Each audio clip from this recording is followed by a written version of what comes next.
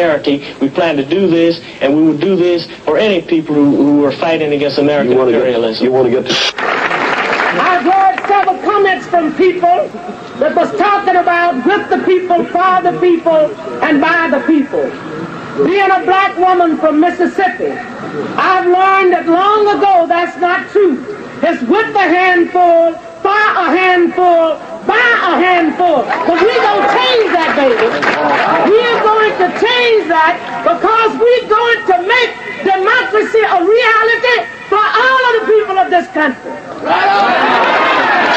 And I say that that is a great need now for a radical reordering of priorities in America, and that is a great need for a revolution of values.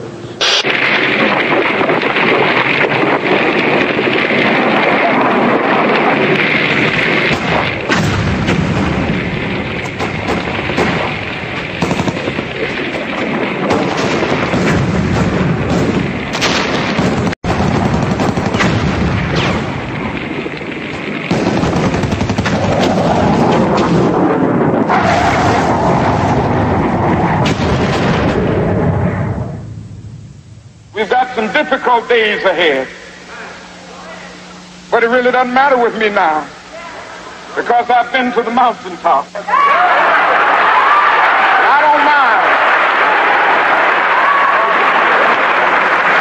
Like anybody, I would like to live a long life. Longevity has its place, but I'm not concerned about that now. I just want to do God's will. And He's allowed me to go up to the mountain. And I've looked over and I've seen the promised land. I may not get there with you, but I want you to know tonight that we as a people will get to the promised land.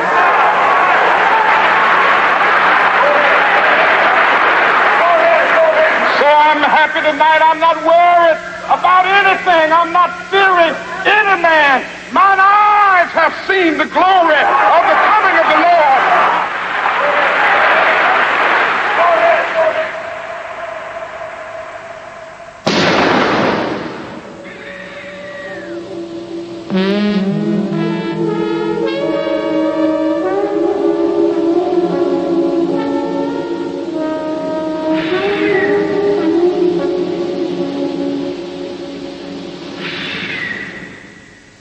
And then a man with a rifle blew his head open.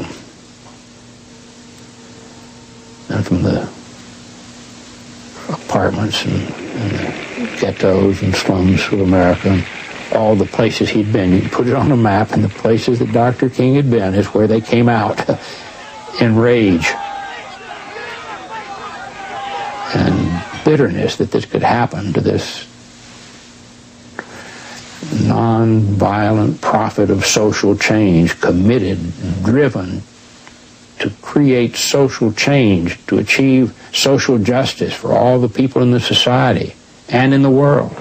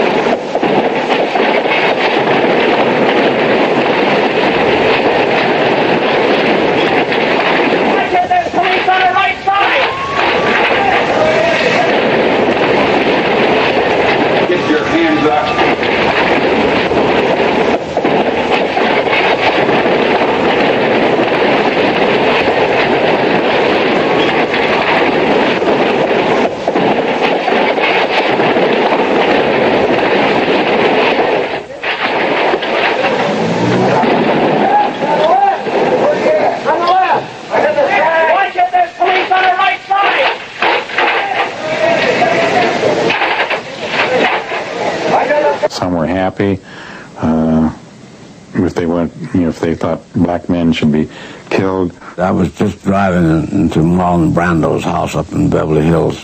He was lying on the bed when I went in, and I said, "Did you have you heard the news?" He says, "What's that?" I said, "Martin Luther King was just shot and dead." Marlon didn't say much. As though he was in one of his movie roles, he got up very silently and said, "So King is dead." And he went into the telephone and called up the Panther office in San Francisco. Meanwhile, I told his secretary to call the gun shop and order up a number of pistols, rifles, and so forth and so on. I said, "Marlon, what are you going to do with those?" He said, "I'm going to shoot my way all the way to Washington, D.C." Martin Luther King, I think he was killed, just had a plain hatred, a racial hatred. Whoever hated Martin Luther King, that's just that simple. And he wanted Martin Luther King destroyed because he felt that he might be a messiah for the black people. The CIA, the DIA, and others, we still don't know all of the dynamics because we're just finding out now about the military intelligence. When our brother Martin Luther King exhausted a means of nonviolence with his life being taken by some racist, what is being done to us is what we hate, and what happened to Martin Luther King is what we hate. You darn right we respect nonviolence, but nonviolence on the part of who? On the part of racists in this country, on the part of the racists who've infested the police department, who are organized and maintained by the power structure. We want nonviolence, just like Martin Luther King. But to sit and watch ourselves to be slaughtered, like our brother, like Huey was shot, etc., we must defend ourselves, as Malcolm X said, by any means necessary.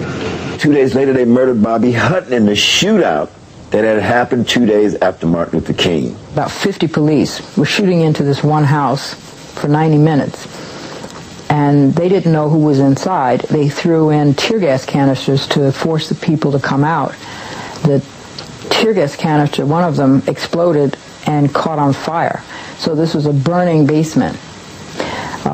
Eldridge and Bobby Hutton were the only people in that basement, actually. Eldridge told Bobby Hutton to take off all his clothes because when he went out, if he was naked, the police would be shocked and they wouldn't shoot him. But he was embarrassed, and he only took off his shirt. So when he came out with just pants, he was immediately shot by 7 or 8 policemen and killed. Bobby Hutton was 17 years old. He was a Black Panther. He'd been a Black Panther. He was one of the original founders of the Black Panther Party. This was not a police action. It was a search and destroy mission. It was very clear that it was about killing, that the police intended to kill Panthers. That could have been my son lying there. And I'm going to do as much as I can.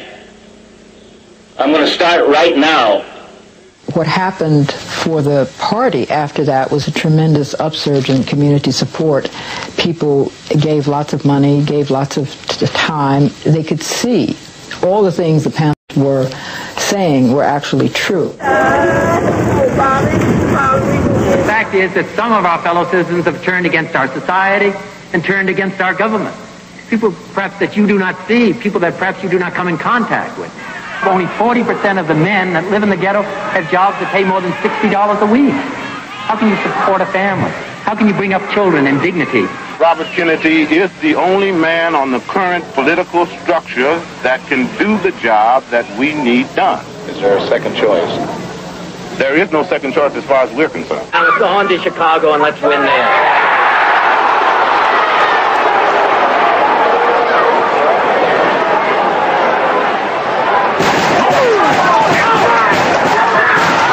Kennedy has been shot. Is that possible? Is that possible? It's good. Is it possible, ladies and gentlemen? It is possible. He has not only Senator Kennedy, oh my God, Senator Kennedy has been shot, and another man, a Kennedy campaign manager, and possibly shot in the head. I am right here. Rayford Johnson has a hold of a man who apparently